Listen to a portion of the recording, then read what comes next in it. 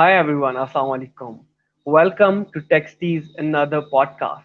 Today we have very special guest with us.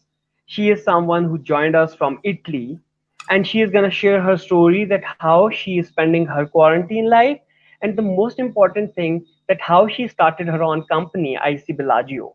She's also a member of World Travel and Tourism Council. She originally belongs to UK, but she decided to settle in Italy. We are going to know that how that all of that came to happen.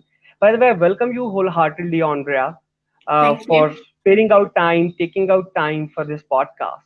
Thank you so much. Thank you. Thank you for the opportunity to be here. Great to see you. Thank you so much. It's really a pleasure to have you. So, by the way, when it comes to your story, first of all, you had a travel journey, long travel journey, and then you decided to settle in Italy. How that came to happen, and how your travel and tourism company started? Can you please share your story with us? Yeah, absolutely. So, as you mentioned, I'm originally from the UK, actually Northwest England, an area called the Lake District. The region is Cumbria.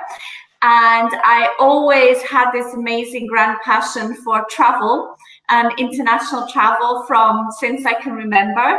And when I was basically old enough to be accepted, I applied and immediately was offered a placement overseas working for a British tour operator as an overseas representative. So I was working primarily with an English clientele and I was based in resort. And so my first experience was in a place called Kavos on the island of Corfu, Greece. And my responsibilities were to meet and greet our guests at the airport, transfer them to resort, do the check-in at the various properties, welcome meeting, accompany them on various excursions, as we called them back then, and of course be available to give them full assistance 24/7. I actually did a total of 7 seasons with that British tour operator, working in other destinations as well, until I finally ended up in Lake Como and said, okay, this is not a bad place to be. I actually ended up in Italy by pure chance. Prior to coming to Lake Como, I was supposed to go skiing in France in the winter for the ski season. And during a training course in Austria, they asked if I would mind going to Italy instead. And I said, why not? Italy or France, the same thing. And ended up in Cavallese, which is a beautiful town in Val di Fiemme in the Dolomites, for the winter, and of course fell in love with Italy like so many people do, and asked to stay for the summer. Came to Lake Como for the very first time and have never left. Only on trips or vacations, but Italy then became my home. And I've been here now almost 28 years, almost 30 years. So yeah, going on for 29 years. So you are in Italy from more than 28 years, close to 30 years, as you just Yeah, mentioned. absolutely. Wow. Absolutely. So wow, what is that one thing which made you stay in Italy? Like I, yeah. I have to say, I would say it's the lifestyle. And I think even today when we talk to our travelers, and one of my favorite questions to ask people is why are you coming to Italy? Why did you choose Italy as the destination for your trip this year?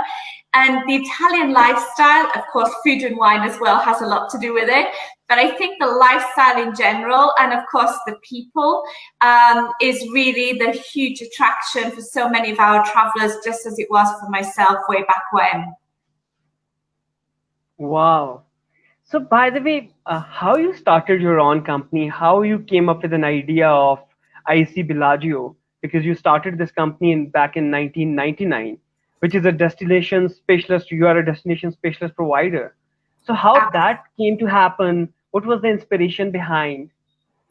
So after all of that great experience with the tour operator, I wanted to stay within the tourism industry, the travel industry, but do something different. And I also managed to squeeze in a season working in a hotel as well, as I absolutely love hotels. I'm very passionate about them, and I really wanted to learn more about that business. But I also got my guide license to be a local tour guide and tour manager. and was doing a lot of work as a tour guide and a tour manager, particularly local here in Lake Como. That was when I really started to work with a more international, mainly American clientele, the kind of clients I would say that we serve today. And building up the business and the contacts and opportunities, and I'm the kind of person who jumps off the cliff and works out where the parachute is on the way down. So whenever people would ask me, can you help me in Positano, for example, I would say yes. And of course, I had no clue where Positano was, how I was going to make it happen, but I did. And one fine day, our accountant grabbed me and said, you cannot do all that you are doing and say you are still a tour guide. You're really a destination specialist, or some people call us a DMC. And so that is how the company was born back in 1999. And it was just myself back then. And let's just say we've evolved quite a lot. I do know where Positano is right now, and it's certainly one of our top destinations, of course, as you can imagine. But yeah, a lot of experience over the years, and I think I'm very fortunate. Italy is #1 destination for so many travelers for so many reasons across the world, and without any doubt.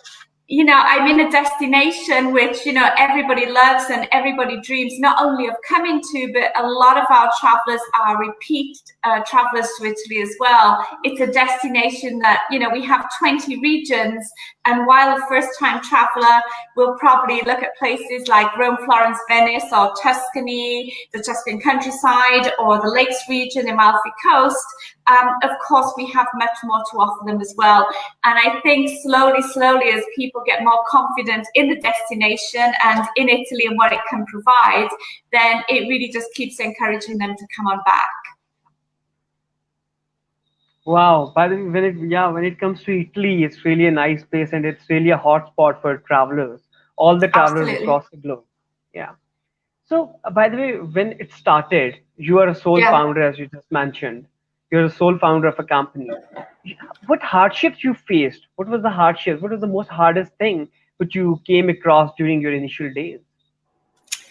I think when it comes to entrepreneurship, it's a kind of journey which is on a bumpy road. It's full of sweat and tears. There are so many hardships. Yeah, it's not an easy thing to achieve.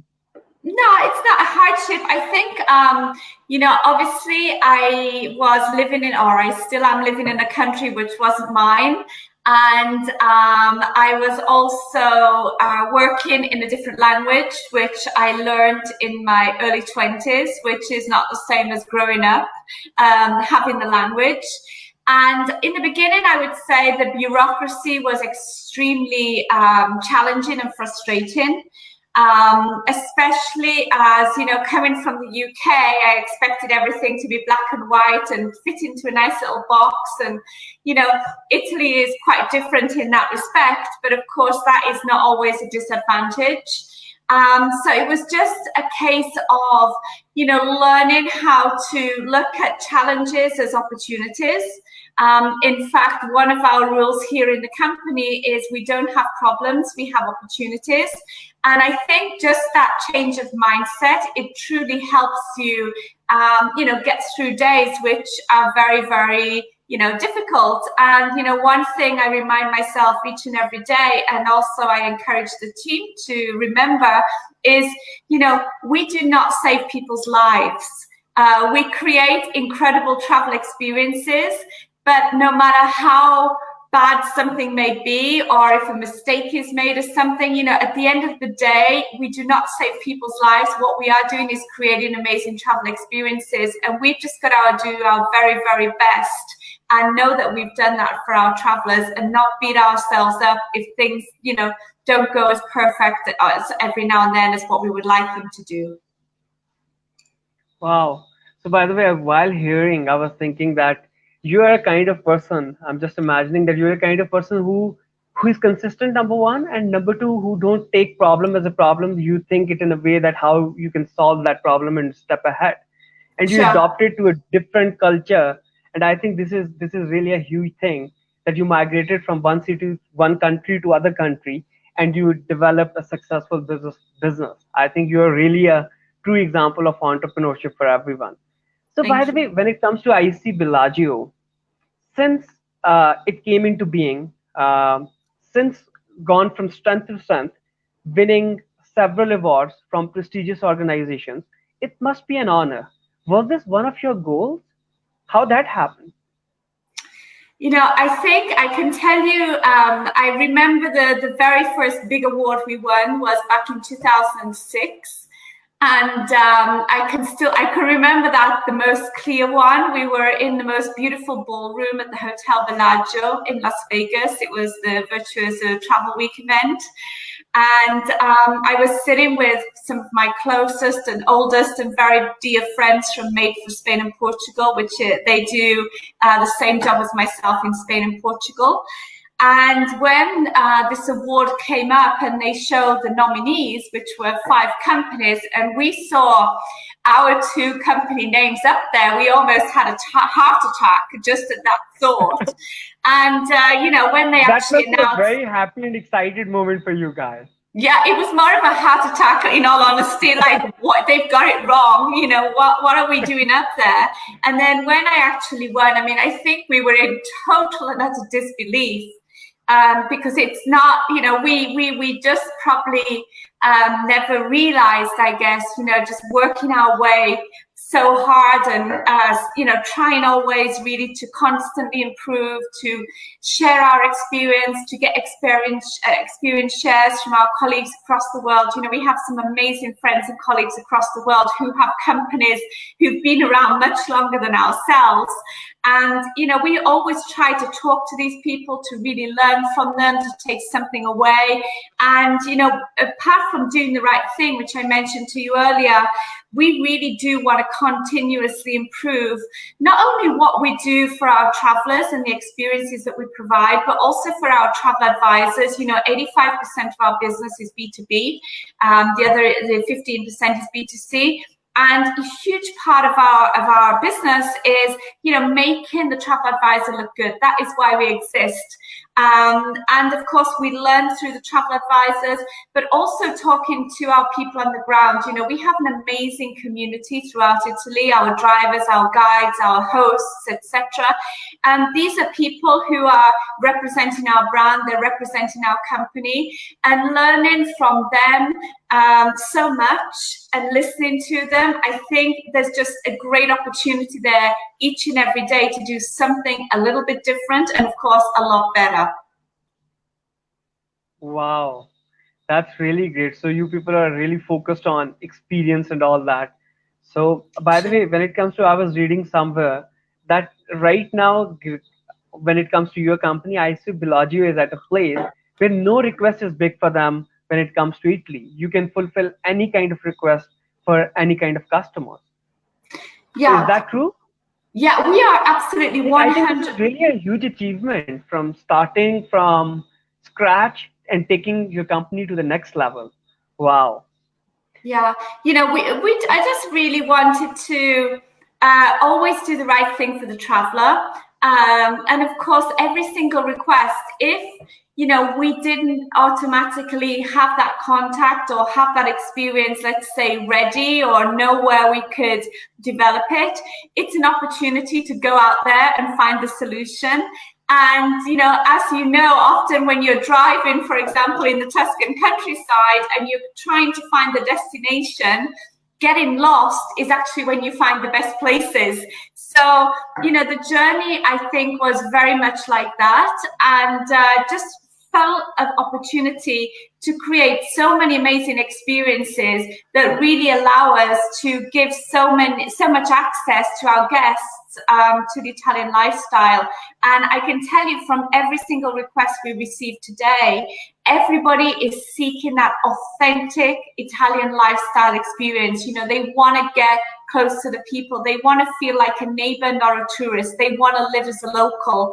And so, with our great community throughout Italy, we've really worked hard at this. And even today, just this morning we had a meeting and we're working on even more new product. I've just come back from Rome. I was there Monday and Tuesday, and we just worked on some great new tour experiences that we are developing right now. So it's constant development, and of course, constantly looking at how we can keep personalizing even more and really keep increasing the enjoyment of the client experience.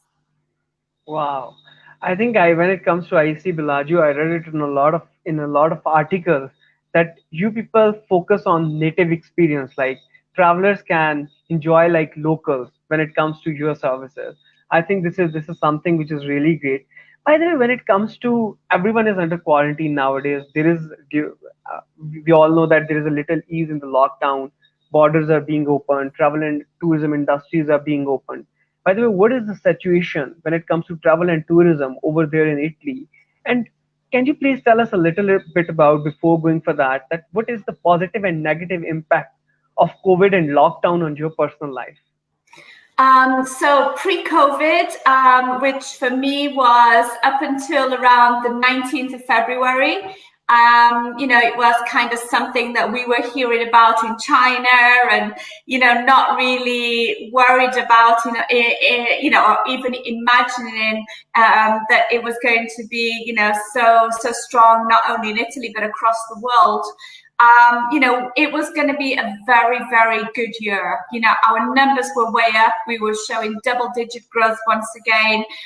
Literally at the end of January, I gave a huge presentation on the opportunities that overcrowding brings, because, Italy was really starting to get known for over tourism or overcrowding. And, every request, especially in high season, was, how do we stay away from the crowds? How do we really get a good experience and not end up in the middle of so many people? And right away, when after that weekend of the 19th of February, when it became very, very clear that it was something that really was going to be on our radar and we were starting to have to worry about, it was again there a case of, how do we deal with this? What are we dealing with? I would say the biggest challenge in the very beginning, in the first month or the first month and a half for us, was just the continuous change of information. What was at 9 a.m. was no longer at 10 a.m. Something that was happening at 10 a.m. was no longer at 1 p.m. So, our huge focus from day one was to keep everyone informed of being on the ground. Whatever news channel you watch, it doesn't matter which country the news channel is coming from, one will tell you one story, and you go on the other channel and perhaps you get a very different version. And Absolutely true, yeah. We found ourselves immediately being the people to go to and to listen to for the truth on what was truly happening on the ground. However, we were posting 3 times a day on social media. And we always, no matter what the news was, we put a positive spin on it, because, as you know, there's so much negativity. And I think there's always the opportunity to be positive in any situation. And we made a real effort to do that. And I think it's something that we'll probably be known for quite a few years to come. But I think it also helped us a lot get through it personally. I think the biggest challenge for me personally, apart from, the only certainty in my life was uncertainty for all of that time, as with so many people, was that because we are the center of this huge community, we had so many people either locally here or, people who are part of our community, or hoteliers or guides or drivers, calling us with their, telling us about what they were worried about and how depressed they were and their investments and how am I going to do this. And of course, we were being extremely supportive of them. But at the end of the day, we were also going home absolutely exhausted. And, in the end, we really had to put up some boundaries about, the phone calls that we would let in and the conversations we had and what our expectations were of the people also within our circle. And in fact, if there's any bad news to share now, people are always very, they think twice about calling, and they also think twice about how they approach it, because they know that, it doesn't matter what the news is. but tell us it in a positive manner, and tell us what we need to know, and let us go out there, let us be positive, and help us to save the work and the business and the jobs for so many people, which has been our aim from day one. Well, I think when it comes to spreading positivity, you were involved in spreading this positivity around, and I think this is something which is really great, and that was much needed because a lot of people were feeling depressed at that point in time because they were in quarantine, they were unable to step out, and there were a lot of things going on. By the way, Sure. when it comes to travel and tourism industry, the previous norm world used to have, what will be the new normal? Like that normal is not going to come back anytime soon. So what will be the new normal? Because you are working in travel and tourism sector. So what will be the new normal? And you're also the member of World Travel and Tourism Council. So what do you think, which new protocols travelers have to follow while traveling internationally or when someone is coming to Italy? So I strongly believe that the WTTC, the World Travel and Tourism Council, they are working very, very close with various states and governments. And, the idea is to have protocols which can perhaps even be used at places like airports. So there's at the least manual things happening as possible. Everything is electronic. You have to touch as few things as possible, and the airport experience is also very, very quick and very efficient. I do believe that for the foreseeable future, we will be seeing fewer clients perhaps than what we will have seen and been enjoying in the last few years. However, I do believe that these people will be traveling well, and we'll call them the early adopters just for, for this conversation's sake. And I believe they're the kind of people who are going to want to be the first ones on the plane and the first ones back in Italy. And I think this is an amazing time to be in Italy. It's like any disaster that happens, the first people who return to that destination will live that destination in a way that not many people get to enjoy it. I mentioned earlier I was just in Rome, and I was in the Square of St. Peter's, and also I went to the Vatican Museum, the Sistine Chapel, the Basilica, the Colosseum. I went bike riding at 6:30, 7 a.m. in the morning. And to enjoy Rome with the blue skies and the most amazing weather and so few people and, much reduced traffic in the middle of the summer is something that I truly do not believe we're going to see for a very long time. So I think the early adopters and the first travelers that we see back are really, really going to have the most incredible experience. We will have to persuade our travelers to really make their minds up much quicker. As I believe last minute travel in the future is really going to mean that people are not going to get reservations to sites like Pompeii or to see the Accademia perhaps or the Vatican Museum at the timings and the days that they want, because they're going to have much reduced entrances, which for our kind of traveler is fantastic news because they're going to have a lot less people around them.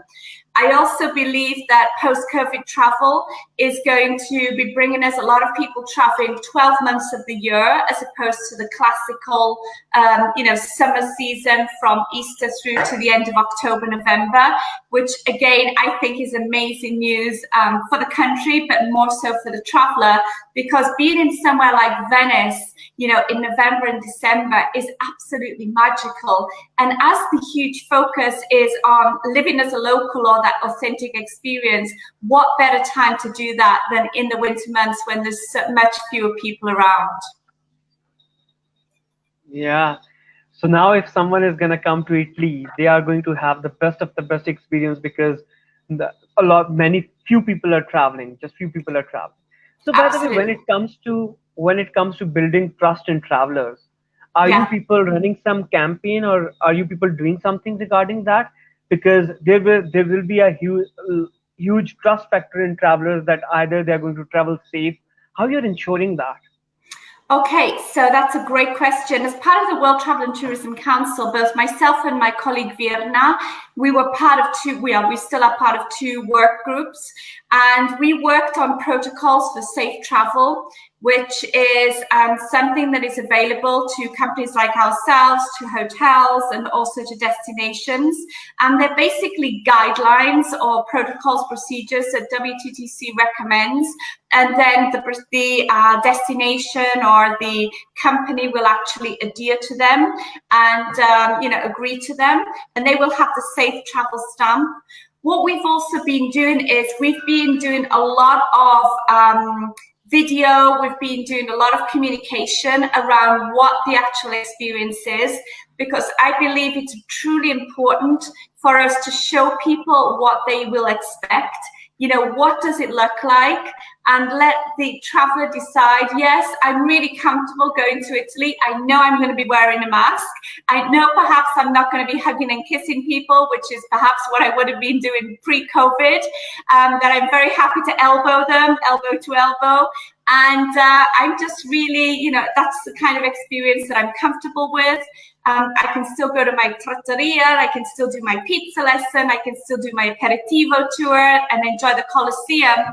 So, I believe people can still enjoy what they would have enjoyed before.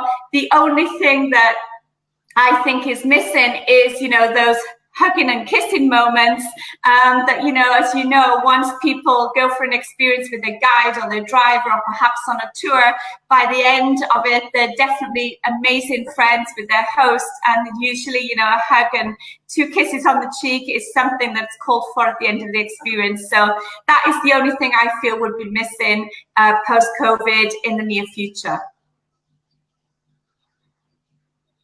So people can enjoy more because of less crowd, but definitely they have to follow the new protocols, the new normal world is going to have. So, absolutely. By the way, can you please tell us that what you are focused on nowadays and what you are most proud of in your life? Because you did so many things in life. So what you are most proud of? So I think I have to say, the impact or the opportunity to have a positive influence on the lives of others.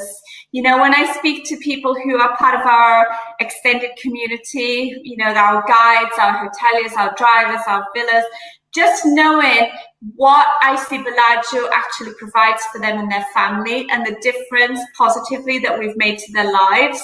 Also, one of our favorite charities and one that is dear to my heart is supporting Guide Dogs for the Blind. And just by doing what we would do, we were able to provide 2 guide dogs to 2 people last year who are blind, and that has completely changed their lives. So I think, in line with the company vision, which is to improve 30,000 lives per year through travel, hospitality, education, employment, and opportunity, living our company vision is probably what gives me most personal satisfaction and what I would say I was most proud of. Wow. By the way, I was reading somewhere that when it comes to IC Bellagio, you people truly believe in giving back to the society. You also offer internship for students. You people are also supporting different charity companies. So I think this is something which is really great, and other companies need to follow your footsteps on specifically on this thing. So yeah. So it's you are contributing to make world a better place. Yeah. By the way, can you tell us a little bit about your travel plans? Because in 2020, prior to this pandemic, everyone had a plan that I'm gonna travel this place, I'm gonna do this, and which plans you were unable to complete. Can you please share a little on that? So if you think for business, I travel about 120 days a year. I had a lot of business trips cancelled across the world. But personally, as I had a big birthday this year, and my birthday present to myself was to hike to base camp Mount Everest with my partner Alessandro, and we were due to leave on the 7th of March, which is the day that we actually went into lockdown. And we made the decision about 3 days prior not to go because of the situation. And so that trip has been suspended. We are looking forward to being able to enjoy the trip, hopefully the same time next year. And I'm sure we'll be up there, and I'll be sure to send you some photos and tell you all about it. So by the way, last thing, if someone is traveling and they want to enjoy luxury when it comes to Italian luxury and pure Italian experience, how they can contact your company and how they can use your services?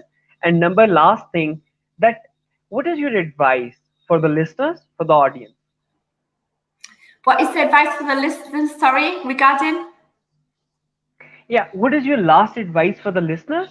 And if someone wants to contact you in terms of they want to, they are visiting Italy and they want to experience Italy, how they can utilize your services when it comes to IC Bellagio, how people can contact you guys? Okay, so I would say the best way is if you go to our website, which is icbellagio.com, and then from there you can find our contact details. Just whiz us an email and we'll get back to you right away. We do have a 24-hour response policy. We do love to have phone calls with people as well to help us really create the best trip, because everything we do is personalized. We really ask for a big investment in time, if you like, on the phone call, at least the initial phone call in the beginning. We'd love to be on the phone at least a good half hour with our travelers to truly understand what they're looking for, why they've chosen Italy, what kind of pace, how busy they want to be, what are the kind of accommodations they would like to enjoy. Do they want to be running? Do they want to be on vacation? Do they want to feel like they need a vacation at the end of it? All, with lots of questions. So the more time that, we can receive from the traveler to chat with us, the better. Moving forward, the best advice I would say is find a positive spin on every situation, because it really does change your mood. And I think if you're able to stay personally positive, it has a knock-on effect on everybody around you. I think this is really a great message, which you just shared at the end. And I'm going to share her website link in the comment section. I'm going to ask my team to share the website link. And thank you so much once again for sparing out time for this podcast. It's really nice chatting. It's really nice talking to you. And secondly, your story is so impressive. I hope everyone loved to hear your story. Thank you so much. Thank you. Chat soon. Bye-bye. Bye. Bye-bye. Take care. Bye-bye. Bye.